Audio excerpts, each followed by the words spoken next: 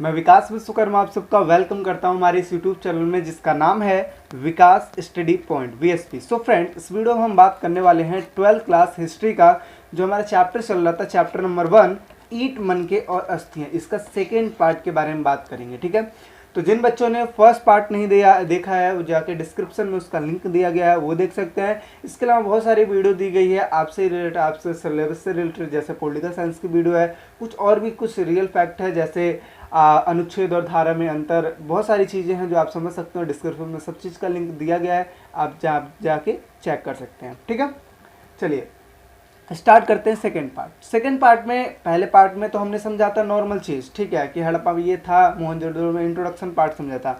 अब बात यहाँ पे करेंगे कि हड़प्पा सभ्यता की विशेषताएं, और ये टोटली जो डिपेंड करता है आपके एनसीईआरटी पे डिपेंड करता है, आपको वहाँ के जितने भी टॉपिक हैं, ठीक है, उसको उठाया गया है। और इसके अलावा जो भी उसके कंटेंट वगैरह हैं उस चीज़ को लिखा गया। यहाँ पे मैं एक चीज़ और मैं आपको बता दूँ कि इस वीडियो को बनाने के लिए मैं कई सारी चीज़ों का उपयोग भी करता हूँ, जैसे गूगल का हो गया, इसके अलावा एनसीईआरटी का हो गया, इसके अलावा कई सारे ऐसे भी यूट्यूब चैनल हैं जो काफ़ी बेहतरीन पढ़ा रखे हैं, उनके भी कुछ कॉन्सेप्टों का भी मैं यूज़ करता हूँ। ठीक है, तो उन सभी का यूज़ करके मैं इस वीडियो को बनाता हूँ ताकि जो आपका जो स्टडी हो ना और बेहतर, क्योंकि एक तो हमारे देश में क्या है, अच्छाइयाँ जुड़ी हैं। आप ये समझ सकते हो संविधान भी बनाया गया है तो संविधान भी दूसरों की अच्छाइयों को लेकर बनाया गया, तो इसी हिसाब से जितनी भी चीज़ें होती है, जितनी भी इंफॉर्मेशन होती है, वो सारी आपके पास गैदर करके मैं इसमें डालता हूँ ताकि आपको कोई भी एक भी प्रकार की कोई भी दिक्कत ना हो। ठीक है ना, तो इसको आप देख लेते हो तो सारा डाउट्स आपका क्लियर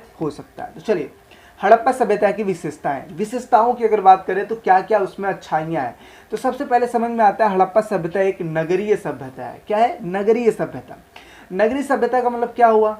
नगरीय सभ्यता का मतलब हुआ कि जैसे एक शहर डेवलप होता है एक मैप के थ्रू कि यहाँ पे ये चीज़ होगा, यहाँ पे ये चीज़ होगा। अगर आप देखो कहीं पे भी प्लॉट कट रहा हो तो वहाँ पे क्या होता है, नक्शा डिजाइन किया जाता है कि यहाँ पे सड़कें होंगी, यहाँ पे पार्क होगा, यहाँ पे मंदिर होगा, यहाँ पे स्कूल होगा, ये चीज़ होगा। ठीक है, तो इस हिसाब से किया जाता है। ऐसे ही उस टाइम पे जो शहर डेवलप किया गया था, जो हड़प्पा सभ्यता डेवलप हुई थी, हर एक प्रकार से लग रही थी कि ये जो है नगरीय सभ्यता थे। फॉर एग्जाम्पल के लिए बात करते हैं, ये देखिए इस इमेज में आप देख सकते हैं कि अगर सपोज आप जिस भी कॉलोनी में रहते होंगे, अगर इसको जूम आउट करके ऊपर ले जाएंगे, सैटेलाइट के माध्यम से देखेंगे तो कुछ इस टाइप के ही दिखेंगे, और हड़प्पा सभ्यता भी कुछ इस तरीके का ही दिख रहा है। इसी वजह से हम इसको बोलते हैं नगरीय सभ्यता। कोई दिक्कत?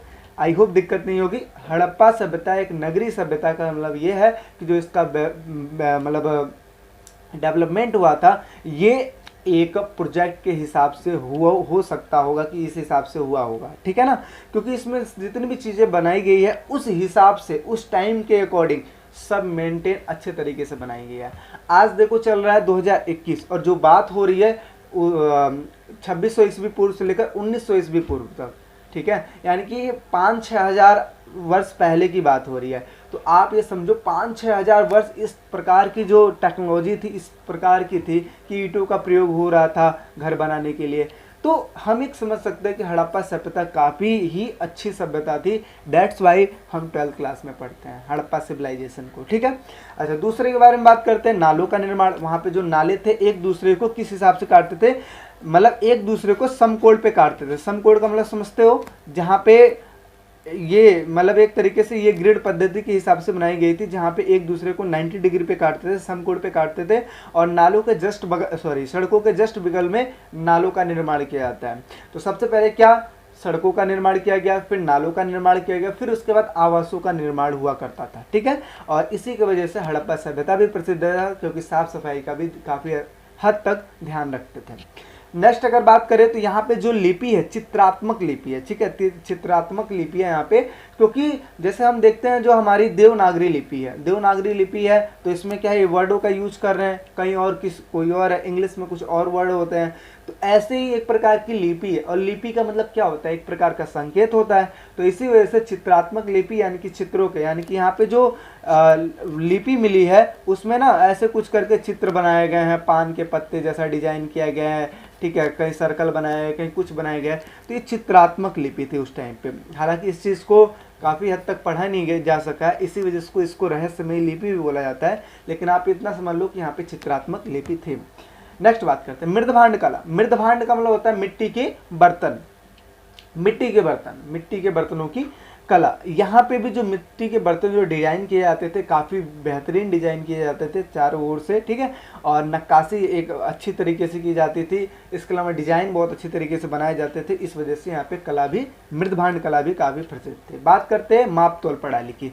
माप तोल प्रणाली का मतलब क्या हो, एक तरीके से बाट सिस्टम। बाट सिस्टम मतलब क्या है कि चीज़ों को अगर हमें किसी और को देना है तो हमें तौल के देना पड़ेगा, ठीक है।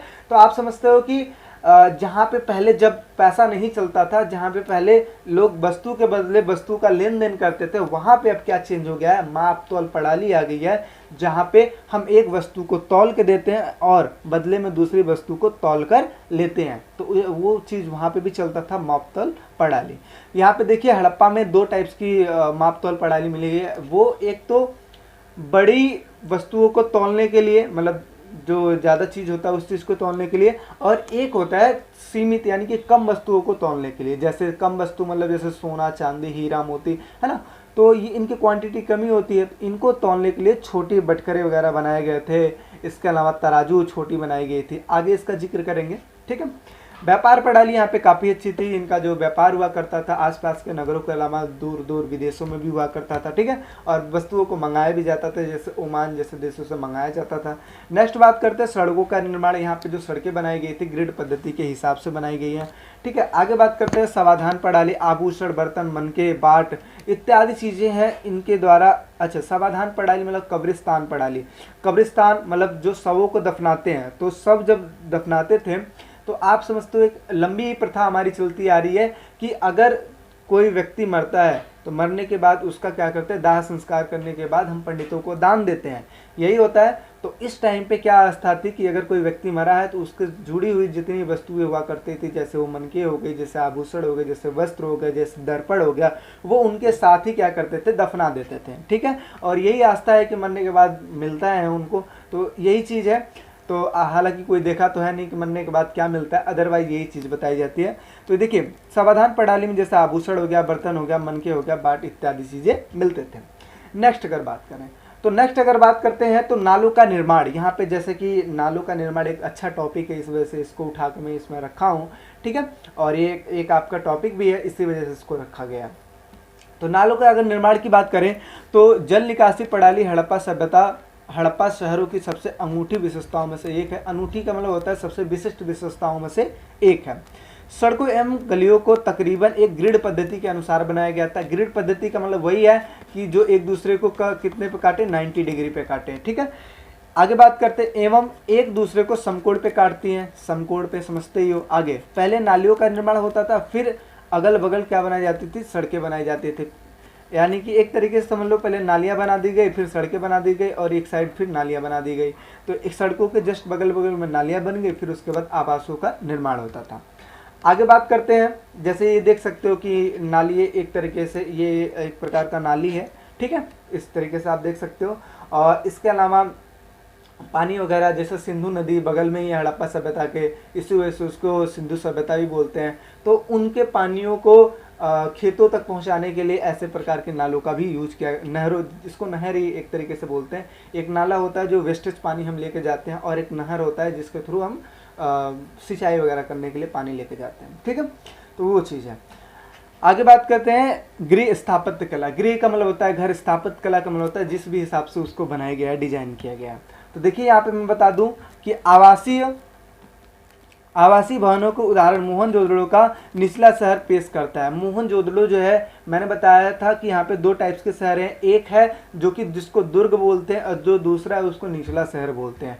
दुर्ग है ऊंचे, उस पे बनाया गया था, काफ़ी ऊंचा था, चारों साइड से ईंटों से घेरा गया था। और जो निचला शहर है वो क्या है, जहाँ पे अन्य लोग रहते हैं, इनको भी घेरा गया था, ठीक है। तो गृह स्थापत्य कला की जो हमें पेश होता है ये सारी चीज़, तो ये कहाँ से हमें मिलता है? मोहनजोदड़ो के निचले शहर से मिलता है। घर के बीच में एक आंगन होता था जिनके चारों ओर कमरे बना करते थे। ये पहले के टाइप के आप घर देखते होगे, अगर आप गांव से बिलोंग करते हो तो आप देखते हो जो पहले के जो घर बना करते थे, बीच में एक बड़ा सा आंगन होता था और इसके साइड साइड में क्या बनता था? रूम बना करता था, ठीक है, और एक गेट बना दिया जाता था। तो यही चीज़ है, ये पहले के टाइम के एक अच्छा सा डिजाइन था, बीच में आंगन और चारों साइड से रूम। तो ये लिखा है कि घर के बीच में एक आंगन होता था जिसके चारों ओर कमरे बने होते थे। भूमि तल पर निर्मित दीवारों से खिड़कियां नहीं होती थी, यानी कि कहने का मतलब है कि जो भूमि तल पे जो घर बने होते थे इस पे खिड़कियां नहीं होती थी। क्यों? क्योंकि उनका ये मानना था कि कोई उसमें से झांके या फिर कोई और चीज़ करे तो अच्छा नहीं है, इस वजह से खिड़कियां नहीं रखते थे, ठीक है। और एक तरीके से ये आपका गूगल से फ़ोटो लिया गया है, तो यहाँ पे देख सकते हो कि ये जो चीज़, ये जो एक तरीके से बना के आपको दिखाया जा रहा है, ठीक है, कि किस हिसाब से वहाँ पे रह रहे होंगे लोग। तो ये आप ये चीज़ें देख सकते हो, ठीक है ना। तो ये चीज़ है, क्योंकि वहाँ पे भी ईंटें बहुत सारी थी, तो जाहिर सी बात है ईंटों का ही घर बना करता था, ठीक है। आगे बात करते हैं। प्रत्येक घर का ईंटों के फर्श से बना अपना एक स्नानागार होता था। प्रत्येक जो घर होते थे ईंटों के फर्श से बना, यानी कि जो उसका फर्श होता था ईंटों का बना होता था, और उनका एक अपना स्नान घर होता था, नहाने का जगह होता था, जिनकी नालियां दीवारों के द्वारा सड़कों की नालियों से जुड़ी रहती थी। वो जस्ट बगल में होते था, और क्या होता था कि उनका जो वेस्टेज पानी होता था वो नाले के थ्रू बाहर निकल जाता था। ऊपर के छत पर जाने के लिए सीढ़ियाँ का भी अवशेष मिला है। एक फ्लोर तक जाने का अवशेष मिला है, जैसे एक सपोज बेसमेंट हो गया, ग्राउंड फ्लोर पे होगा, और उसके ऊपर एक फ्लोर का हो सकता है कि ऊपर जाने के लिए सीढ़ियाँ, क्योंकि यहाँ पे सीढ़ियाँ मिली हुई है, तो सीढ़ी के माध्यम से आप ये समझ सकते हो कि कहीं ना कहीं ये एक फ्लोर जाने के लिए, एक फ्लोर तक जाने के लिए इनके पास सीढ़ियाँ हुआ करती थी। क्योंकि आज के टाइम पे इतनी टेक्नोलॉजी है कि हम बिल्डिंग बना लेते हैं, लेकिन उस टाइम पे इतनी टेक्नोलॉजी नहीं थी। बट सीढ़ियों का अवशेष मिला है, इसके थ्रू हम ये जान पाएंगे, ये समझते हैं कि यहाँ पे एक फ्लोर तक जाने के लिए वो चीज़ था। आगे बात करते हैं। विद्वानों का मानना है कि मोहनजोदड़ो में जो कुओं की संख्या मिली है लगभग 700 के आसपास मिली है। दुर्ग के बारे में बात करते हैं। दुर्ग मैंने बताया था दो टाइप्स के शहर है, एक दुर्ग और एक निचला शहर। तो ये दुर्ग के बारे में बात हो रही है। तो यहाँ पे देखिए, ऐसी संरचनाओं के प्रमाण हमें दुर्ग से मिलते हैं जिनका इस्तेमाल शायद विशिष्ट सार्वजनिक प्रयोजनाओं के लिए किया जाता था।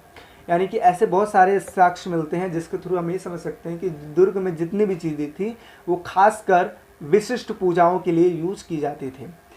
जैसे माल गोदाम क्या था? माल गोदाम एक तरीके से गोदाम समझ सकते हो।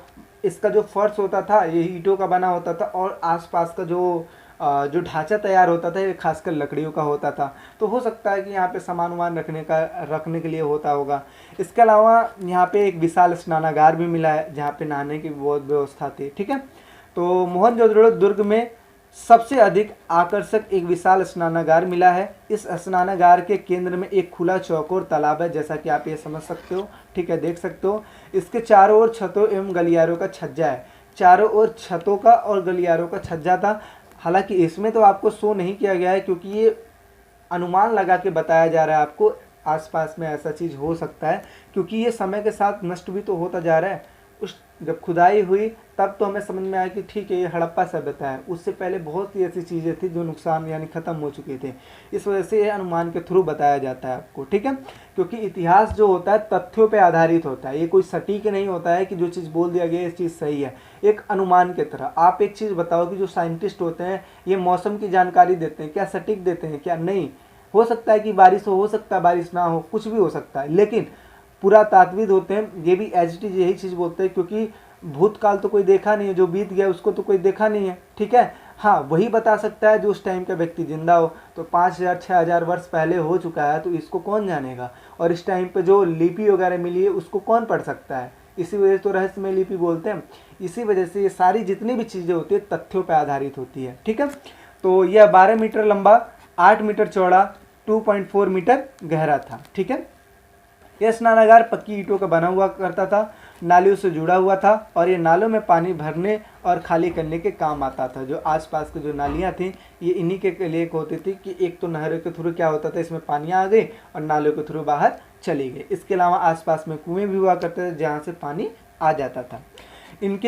इसको पक्की ईंटों से बने हुए कुओं से पानी भरा जाता था। पास में एक कुआं था जिसके थ्रू इसको पानी भरा जाता था। उत्तर और दक्षिण में एक सीढ़ियाँ बनाई गई थी, जैसा कि आप ये सीढ़ी देख सकते हैं, ये उत्तर और दक्षिण में सीढ़ियाँ बनाई गई थी।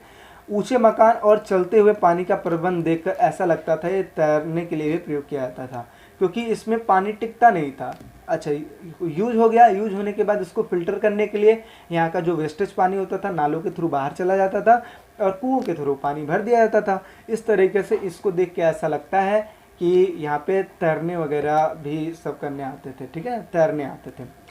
यहाँ पर 8 स्नानागार मिले हैं। इसको देखकर ऐसा लगता था कि ये विशिष्ट अनुष्ठानों में क्या होता है, प्रयोग होता है। यहाँ पे पूजा पाठ जब होता है या विशिष्ट प्रकार का अनुष्ठान होता है उस टाइम पे ये चीज़ प्रयोग किए जाते होंगे।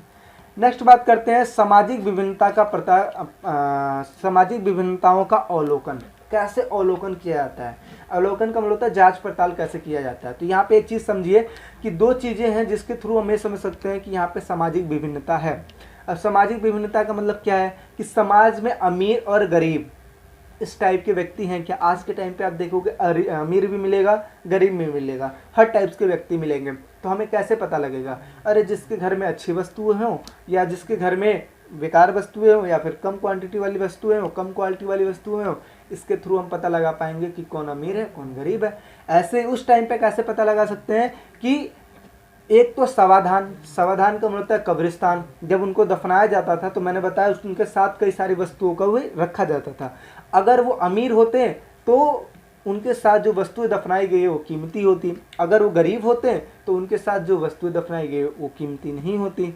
अच्छा, इसके अलावा समाज के बारे में तो जानना है, हमें ये तो नहीं समझना है कि ये फैमिली अमीर है ये फैमिली गरीब है। तो इस वजह से क्या है कि वहाँ पे जो वस्तुएं थे, वस्तुओं में भी 2 क्वालिटी मिली है, एक अच्छी वस्तुएं मिली है, एक थोड़ी सी कम क्वालिटी वाली वस्तुएं मिली है। इनके थ्रू हम ये पता लगा पाएंगे कि ये जो है यहाँ पे 2 टाइप्स के व्यक्ति हुआ करते होंगे, एक अमीर और एक गरीब। और मीडियम क्लास का तो होता ही होता है, आप हर जगह जानते ही हो, अमीर गरीब के बीच में मीडियम तो होता ही है, ना ज़्यादा अमीर होता ना ज़्यादा गरीब होता है। तो समाधान की बात कर लेते हैं। तो कभी कभी समाधान गर्त बनावट एक दूसरे से अलग होते थे, एक दूसरे से अलग। अमीर अच्छा बनाएगा, गरीब वैसे कम बनाएगा। कब्रों में मृदभांड एवं आभूषण मिलते थे जिनके थ्रू हम ये पता लगाते थे कौन अमीर है कौन गरीब है। कहीं कहीं तांबे के दर्पण भी मिले हैं जिससे सामाजिक विभिन्नताओं का पता लगता है। तांबे के दर्पण मिले हैं, दर्पण का मतलब होता है फेस देखने वाला। तो इससे हम ये आइडिया लगा पाएंगे कि ये जो कब्र है ये अमीरों का होगा, ये जो कब्र है वो गरीबों का होगा, क्योंकि उसमें डिफरेंट देखने को मिल जाता है। अगर समाज एक ही साइड का होता, एक ही तरीके का होता तो जाहिर सी बात है जितने भी कब्र होते हैं वहाँ पे एक ही तरीके कब्र मिलते हैं। आगे बात करते हैं विलासता की वस्तुएं। देखिए, विलासता की वस्तुएं वो वस्तु होती है, एक तो उपयोगी होती हैं और एक महंगी भी होती है। तो यहाँ पे देखिए पुरातात्विक विशेष तौर पर उपयोगी एवं विलास की वस्तुओं में वर्गीकृत करते हैं। सामाजिक विभिन्नताओं को पहचानने का ये दूसरा एक टाइप से विधि है जिसके थ्रू हम सामाजिक विभिन्नताओं को पता लगा पाएंगे। रोजमर्रा के उपयोगी वस्तुएं जैसे चकिया, मृदभांड, सुइयाँ, झावा इत्यादि चीज़ों से हमें पता लगता है। उस टाइम के लैंग्वेजेस है, बहुत सारी चीज़ है, इनके थ्रू पता लगता है।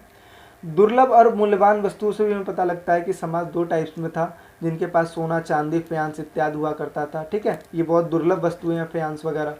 तो इसके थ्रू जिनके मतलब जहाँ पे भी मिला है इससे पता लगा पाते हैं कि भाई ये जो व्यक्ति था ये अमीर था, ये व्यक्ति था जो गरीब था।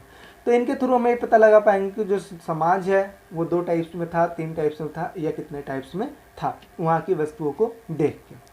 नेक्स्ट बात करते हैं उत्पादन केंद्रों की पहचान। वहाँ पे जो प्रोडक्शन होता था उनका हम पहचान कैसे कर पाएंगे? तो उनका पहचान करने का बेसिकली एक ही जरिया है, जहाँ पे आप समझते हो फैक्ट्री होती है। फैक्ट्री में वस्तुओं को निर्मित किया जाता है। नियमित जो फिनिश जो गुड्स होते हैं उनको ही हम आगे भेजते हैं वस्तुओं को मतलब उपभोक्ताओं के लिए कंज्यूम करने के लिए। लेकिन कुछ ऐसी चीज़ें होती हैं जो वेस्टेज होती है, जो ख़राब होती हैं, जो वहीं पे होती हैं। तो ऐसे ही जहाँ पे उत्पादन होता होगा वहाँ पे कई ऐसी वस्तुएं होंगी जो छोटी होंगी या जिनका उपयोग नहीं होता, वो तो वहीं पे पड़ी रहेंगी, उसको तो कोई लेके नहीं जाएगा क्योंकि वो दबी पड़ी हैं।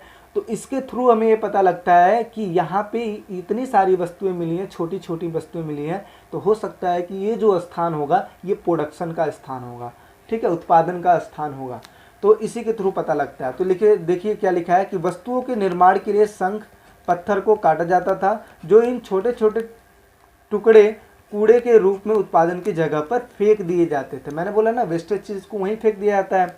आगे, यहाँ तक कि कूड़ा करकट शिल्प काम के सबसे बेहतर संकेतों में से एक है, क्योंकि उनमें से भी कुछ ऐसी चीज़ें होती हैं जिनका यूज किया जा सकता है आगे, जिससे हमें उत्पादन केंद्रों की पहचान होती है। तो मैंने बताया कि फैक्ट्री में कई सारी वस्तुओं को बनाते हैं और जो छोटी छोटी चीज़ें होती हैं उसको वहीं पे फेंक देते हैं। और जाहिर सी बात है कि जब इस सभ्यता का अंत हुआ होगा तो ये वस्तुएं, छोटी छोटी वस्तुएं यहीं पे मिली होंगी, और जिसके थ्रू पूरा तात्विक ये आइडिया लगाते हैं कि यहाँ पे ये चीज़ हो सकता है।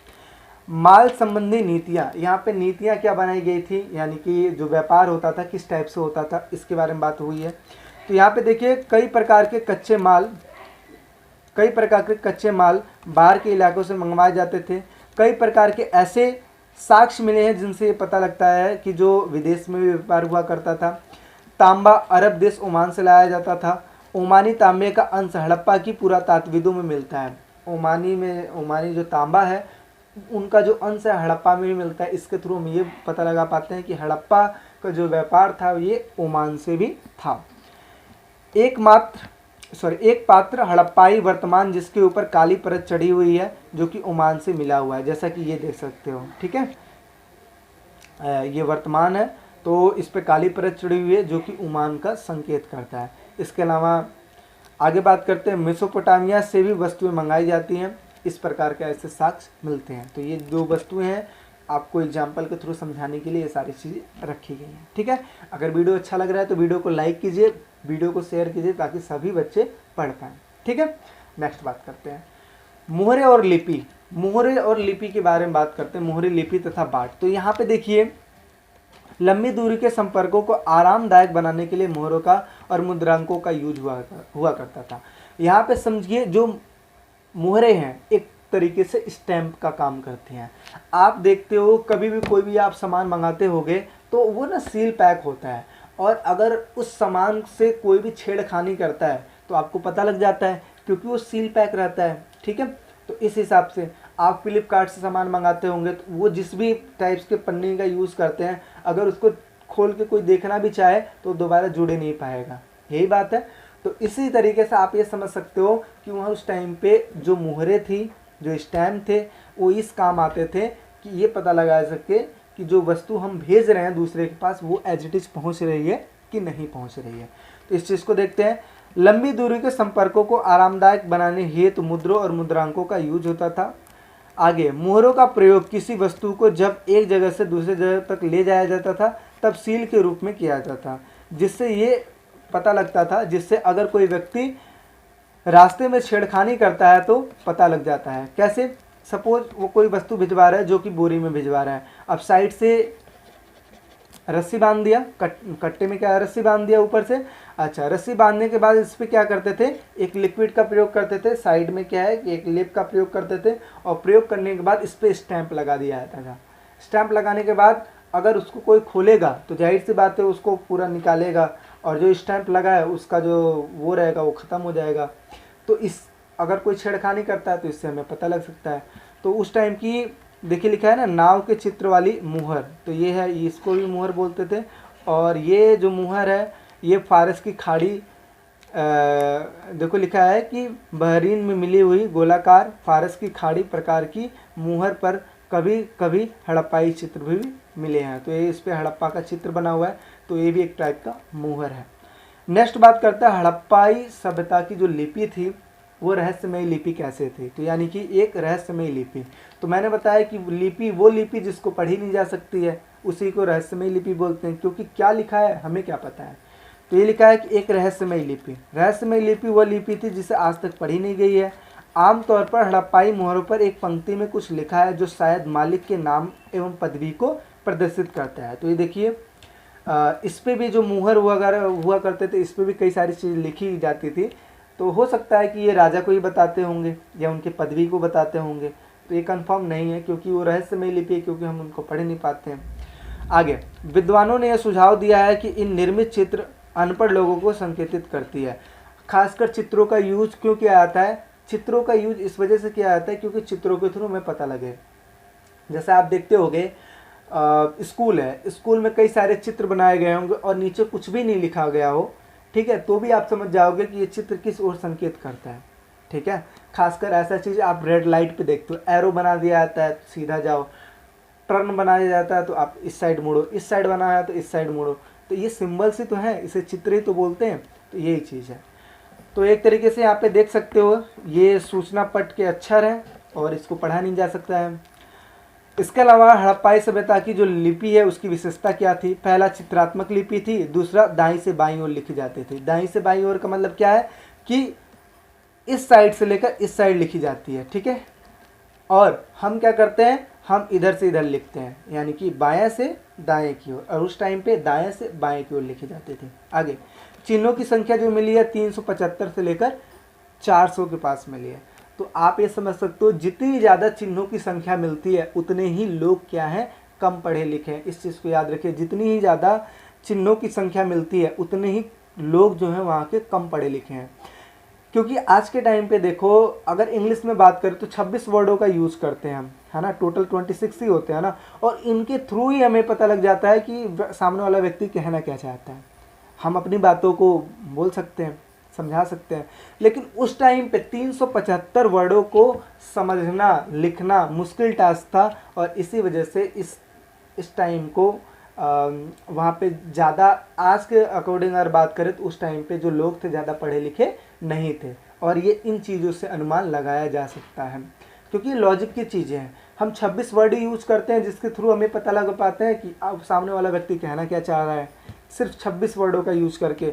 लेकिन उस टाइम पे 375 वर्डों थे, 375 वर्डों को याद कर पाना बहुत मुश्किल है, तो इस वजह से हमें पता उलझाऊ सा है उस टाइम का जो लिपि है। ठीक है, अच्छा, यह आज तक पढ़ी नहीं गई है क्योंकि यही सब कारण है जिसकी वजह से इसको पढ़ नहीं पाए हैं। नेक्स्ट बात कर लेते हैं बाट सिस्टम, बाट मापतोल प्रणाली। काफ़ी चीज़ें मैंने बताई रखा हूँ, बहुत इजी आपको समझ में आ ही रहा होगा। बाटों का प्रयोग मुख्य रूप से वस्तुओं को तौलने के लिए किया जाता था। यह बाट आमतौर पर चट नामक पत्थर से बनाए जाते थे। ये किसी भी प्रकार के निशान से रहित घनाकार होते थे। आगे छोटे बाटों का प्रयोग आभूषणों एवं मनकों को तौलने के लिए किया जाता था, और धातु बने तराजू के पड़ले भी मिले हैं। तो मैंने यहाँ पे दो चीज़ बताया है, एक वो तराजू मिला है जिसके थ्रू बड़ी बड़ी वस्तुओं को तौला जाता था, और एक वो तराजू मिला है जिसके थ्रू हम छोटी छोटी वस्तुओं को भी तौल सकते हैं, जो कि धातु की बनी होती थी। ठीक है, ये चीज़ है। प्राचीन सत्ता, यानी कि अब ये बात करते हैं क्या वहाँ पे राजा थे, तो ये भी साक्ष्यों के थ्रू मिलेगा। तो आप ये समझ सकते हो कि वहाँ पे एक मूर्ति मिली है जिसको बोलते हैं पुरोहित राजा की मूर्ति। अब कई सारे पुरातात्विद ऐसे हैं जो बोलते हैं वहाँ पे कई सारे राजा थे, कई सारे ऐसे बोलते हैं कि वहाँ पे शायद हो सकता है कि एक ही राजा हो। तो ये सिर्फ सबूतों के आधार पे बोला जा रहा है, और हिस्ट्री कभी भी सटीक नहीं होता है, ये सिर्फ तथ्यों पे आधारित होता है। तो देखिए लिखा है कि मोहनजोदड़ो में प्राप्त एक प्रसाद मिला है जिसको एक विशाल भवन की संज्ञा दी गई है। ठीक है, आगे लेकिन इससे संबंधित कोई भव्य वस्तुएं नहीं मिली है। तो जाहिर सी बात है कि अगर विशाल भवन होगा तो इसमें जो वस्तुएं होंगी वो अच्छी वस्तुएं होंगी, कीमती वस्तुएं होंगी, लेकिन ऐसा कोई साक्ष्य नहीं मिला है। लेकिन एक महल टाइप में मिला तो है, लेकिन उसको महल भी नहीं बोल सकते क्योंकि वहाँ पे वस्तुएं भी तो मिलनी चाहिए। ये चीज़ है। आगे एक पत्थर के रूप में एक राजा की मूर्ति मिली है, यानी कि जिसको पुरोहित राजा की संज्ञा दी गई है, और ये नाम आज भी प्रचलित है। आप देखते हो पंडितों को सब पुरोहित बोल देते हैं, तो यही चीज़ है। आगे कई पुरातात्विदों का मानना है कि हड़प्पा समाज में शासक नहीं थे और सभी स्थिति समान थी। किसी का ये मानना था कि वहाँ पे जो शासक थे ही नहीं और सारे व्यक्ति समान थे, लेकिन कुछ ये मानते थे कि वहाँ पे शासक एक नहीं बल्कि अनेक थे। जैसे मोहनजोदड़ो हो गया, जैसे हड़प्पा हो गया, और भी कई जो भी उसके दूर दराज के जो इलाके थे वहाँ पे भी शासक हो गए। तो ये सारा चीज़ पूरा कंफ्यूज है, और तथ्यों के आधार पे ही बता रहे हैं कि वहाँ पे ये चीज़ हो सकता है कि वहाँ पे राजा बहुत सारे हो सकता है कि वहाँ पे राजा ना हो, क्योंकि सबूतों के आधार पे चीज़ें बता रहे हैं। नेक्स्ट बात लेते हैं कि हड़प्पा सभ्यता का अंत कैसे हुआ। तो अंत के साक्ष्य कुछ मिले हैं जिसके थ्रू ये पता लगाया जा सकता है कि इसका अंत हुआ है। आप अगर देखे होंगे मोहनजोदड़ो का फिल्म, तो उसमें लास्ट में बाढ़ आ जाता है, तो वो भी एक रियल फैक्ट है कि हो सकता है कि यहाँ की सभ्यता का नष्ट होने का एक कारण है बाढ़ भी आ जाना। तो यहाँ पे देखिए प्रमाणों के मुताबिक 1800 ईसा पूर्व तक अधिकतर विकसित हड़प्पा स्थानों को त्याग दिया गया था। अच्छा, इसके साथ गुजरात, हरियाणा, पश्चिम उत्तर प्रदेश के नई बस्तियां बनी थी। तो आप ये समझ सकते हो कि इन दोनों घटनाओं का क्या रिलेशन है। हड़प्पा सभ्यता को सब छोड़कर कहाँ आ गए, गुजरात, हरियाणा, उत्तर प्रदेश में आ गए, यानी उसको त्याग कर इसमें आ गए थे। ये भी एक रियल फैक्ट हो सकता है। अच्छा, ये चीज़ घटना होने के कारण क्या थे, पहला जलवायु परिवर्तन। हो सकता है कि वहाँ की जो जलवायु थी वो बदल चुकी थी, जिसकी वजह से फसल नहीं हो पा रहा था और लोग सर्वाइव नहीं कर पा रहे होंगे, इस वजह से हड़प्पा को छोड़कर वो चले गए होंगे, पलायन कर गए होंगे। जंगलों की कटाई, जंगल की ज़्यादा कटाई कर दी है, जिसके थ्रू जो जंगल के जानवर थे वो गांव की वस्तुओं पर अटैक कर दिए होंगे, जिसके थ्रू उनको छोड़ के भागना पड़ गया होगा। ये भी एक फैक्ट हो सकता है, कंफर्म नहीं है। आगे, बहुत अधिक बाढ़, हो सकता है कि वहाँ पे बहुत ज़्यादा बाढ़ आ गई हो नदियों के थ्रू और बारिशों के थ्रू, जिसके थ्रू वहाँ के लोगों को छोड़ के जाना पड़ गया हो। नदियों का सूख जाना, हो सकता है कि वहाँ की जो नदियाँ थी आसपास की वो सूख गई थी, जिसकी वजह से पानी उपलब्ध नहीं हो पा रहा होगा, ठीक है। या फिर मार्ग बदल लेना, जैसे देखते हो कि पहले के टाइम पे लोग घड़ा लेके जाते थे, पानी भरते थे, लेके आते थे। अब नदियाँ ही सूख जाए तो पानी कहाँ से भरेंगे, तो ये चीज़ है। आगे, भूमि का बहुत अधिक उपयोग, हो सकता है कि भूमि का ज़्यादा उपयोग कर लिए हो, कैसे, ईंटें बनाने के लिए, क्योंकि हड़प्पा में ईंट बहुत ज़्यादा ही मिली है, इसी वजह से चैप्टर का नाम ईंट मन के अस्थियाँ ही रखी गई है। तो हो सकता है कि वहाँ पे जो ईंट है, ईंट बनाने के लिए भूमि का ज़्यादा यूज कर लिए होंगे, और जिसके थ्रू वहाँ पे फसल नहीं हो पा रही होगी, और जिसकी वजह से वो सर्वाइव नहीं कर पा रहे होंगे, उसको छोड़ के वो चले गए होंगे। तो इनमें से कुछ कारण कुछ वस्तुओं के संदर्भ में तो ठीक है, यानी कि कुछ वस्तुओं के लिए तो ये तो ठीक है कि भाई ऐसा स्थिति पैदा हो गई होगी, लेकिन पूर्ण सभ्यता का पतन हो गया, ऐसी कोई व्याख्या नहीं है। तो ये जितनी भी चीज़ें एक अनुमान के थ्रू बताया जा रहा है कि हो सकता है कि यहाँ के बस्तियों का खाली होने का कारण ये भी हो सकता है, और जिसके थ्रू हड़प्पा सभ्यता का पतन हो गया है। अच्छा, एक चीज़, ये तो ऑलमोस्ट जितने भी इंपॉर्टेंट चीज़ थे मैंने सबके सब पढ़ा दिए हैं। एक छोटी सी वीडियो और बनेगी, तीसरा पार्ट, जिसमें और भी जो चीज़ है वो उसको कंप्लीट कर दिया जाएगा। एक चीज़ और, चाहता तो मैं इसको सिर्फ टॉपिक लिख के समझा सकता था, टॉपिक लिख के, और शायद हो सकता था कि मैं 20 मिनट के अंदर पूरी की पूरी वीडियो बना देता, लेकिन आपको अच्छे ढंग से पढ़ाना है, चीज़ों को लिखी हुई चीज़ों के द्वारा पढ़ाना है, इस वजह से इसके थ्रू बनाया जा रहा है। इस चीज़ को आप याद रखिएगा। हो सकता है कि इन फ्यूचर जब मैं क्रैश कोर्स लॉन्च करूँ उस टाइम पे हो सकता है कि 15 मिनट के अंदर मैं चैप्टर ओवर कर दूं, क्योंकि टॉपिक ही समझाना होगा मुझे। तो इसी वजह से अच्छे से समझाने के लिए ये वीडियो लेंथी तो बन रही है, लेकिन आई होप सब चीज़ें आपको समझ में आ रही होंगी। एक चीज़ यहाँ पे देखिए, ईसा पूर्व हो गया, इसको अगर आपको समझना है, इस भी समझना है, आता है तो वेल एंड गुड, अगर नहीं आता है कमेंट सेक्शन में आप कमेंट कीजिए कि आपको नहीं आता है, इस चीज़ पे वीडियो बनाओ, तो मैं उस चीज़ पे वीडियो बनाऊंगा। अच्छा, सदी किसको बोलते हैं, शताब्दी किसको बोलते हैं, इसके अलावा 10वीं किसको बोलते हैं, सॉरी दशक किसको बोलते हैं, ठीक है। तो इन चीज़ों पर अगर चाहते हो कि वीडियो आपको मिले तो आप कमेंट सेक्शन में कमेंट कीजिए, ताकि मुझे भी पता लगे कि आपको आता है कि नहीं आता है। आता है तो ठीक है, नहीं आता तो मैं इस पर वीडियो बना दूंगा, ठीक है। तो बाकी अभी के लिए इतना है, बाकी मिलते हैं नेक्स्ट वीडियो में, ठीक है। इसके अगले पार्ट जो भी छोटा सा चीज़ बचा हुआ है उसको भी कंप्लीट करवा दूंगा, बाकी ये चैप्टर ओवर हो जाएगा, और फिर उसके बाद हम तैयारी करेंगे MCQ का, क्योंकि आपका जो फर्स्ट टर्म आने वाला है MCQ के ऊपर आने वाला है। इस वजह से पहले चैप्टर का ओवरव्यू ले लीजिए, फिर MCQ की तैयारी करेंगे। कहीं भटकने की ज़रूरत नहीं है, मैं आपके लिए खड़ा हूँ, सारे चीज़ मैं आपको बताऊँगा, ठीक है। बाकी वीडियो अच्छा लगता है तो लाइक करें, शेयर करें, सब्सक्राइब करें फ्रेंडों में। मिलते हैं एक नेक्स्ट वीडियो में, अभी के लिए बाय बाय।